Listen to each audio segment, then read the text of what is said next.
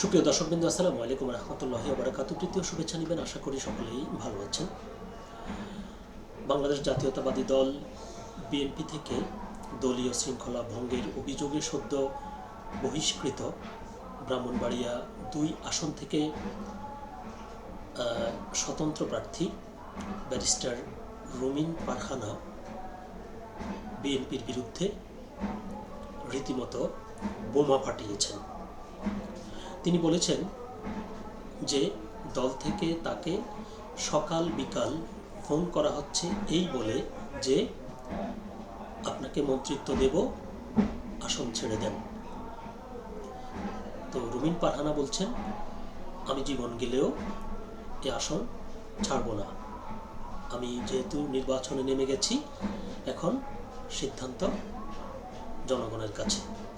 তো এ নিয়ে দেশ রূপান্তর পত্রিকায় একটি প্রতিবেদন প্রকাশিত হয়েছে। চলুন দেখি সেখানে বিস্তারিত কি লিখেছে।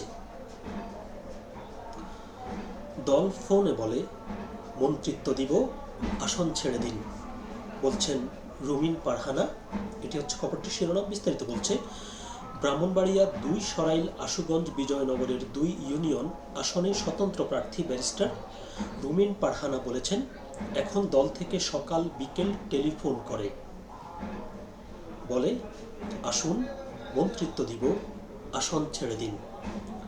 আমার জান থাকতে, শরীরে এক ফোঁটা রক্ত থাকতে মন্ত্রিত্ব কেন? আরও কিছুর বিনিময়ে আমি আমার এলাকার মানুষকে ছেড়ে যাব না। অর্থাৎ তিনি দৃঢ় প্রত্যয় ব্যক্ত করছেন। সরাইলের ইসলামাবাদ গ্রামে শনিবার ১৭ জানুয়ারি দুপুরে স্থানীয়দের সঙ্গে মত বিনিময়কালে এই কথা বলেন তিনি। এ সময় তিনি আরও বলেন, খালেদা জিয়া আমাকে রাজনীতিতে নিয়ে এসেছেন। বেগম খালেদা জিয়ার ভালোবাসা, আশ্রয়, সহযোগিতায় আমি এতদূর এসেছি। তিনি হাসপাতালে যাওয়ার আগে ২৩ নভেম্বর আমার মনোনয়ন কেন দেওয়া হয়নি জানতে চেয়েছেন। আমার মা খালেদা জিয়া মারা যাওয়ার পর আমাকে বহিষ্কার করা হলো।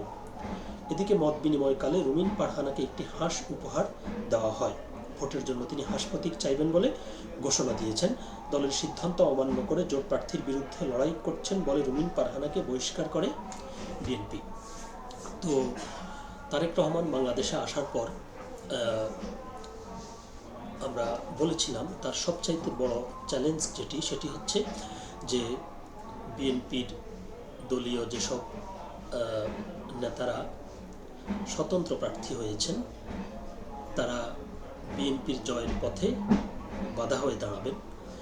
তো তারেক রহমান যথারীতি এসব প্রার্থীদেরকে ডেকে কথা বলা শুরু করেছেন এবং ইতিমধ্যে বেশ কয়েকজন তারেক রহমানের আহ্বানে সাড়া দিয়ে তারা নির্বাচনের মাঠ থেকে সরেও গেছেন। কিন্তু এর মধ্যে অনেকেই তারেক রহমানের আহ্বানে সাড়া দিবেন বলে মনে হয় না। তাদের মধ্যে ব্যারিস্টার রুমিন পারহানা অন্যতম এবং ধারণা করা হচ্ছে সেখানে বিএনপির যে জোট, সেই জোটের যে প্রার্থী জুনাইদ আল হাবিব, তিনি সেখানে রুমিন পারহানাকে হারিয়ে জয় ছিনিয়ে আনাটা তার জন্য খুবই টাফ হবে। কারণ রুমিন পারহানা শুধুমাত্র স্থানীয়ভাবে যে জনপ্রিয় তা নয়, তিনি কিন্তু জাতীয়ভাবেও জনপ্রিয়। তো তিনি দেখা যাক, তিনি যেটি বলছেন যে তিনি তার শেষ রক্তবিন্দু থাকতে তিনি নির্বাচনের মাঠ থেকে সরবেন না। তার এই কনফিডেন্স বা আত্মবিশ্বাস তাকে নির্বাচনী মাঠে শেষ পর্যন্ত বিজয়ী হতে কতটুকু ভাগ্য তার সহায় হয় সেটা নির্বাচনের দিনই বোঝা যাবে। তো সে পর্যন্ত সকলে ভালো থাকবেন, সুস্থ থাকবেন। আল্লাহ হাফেজ।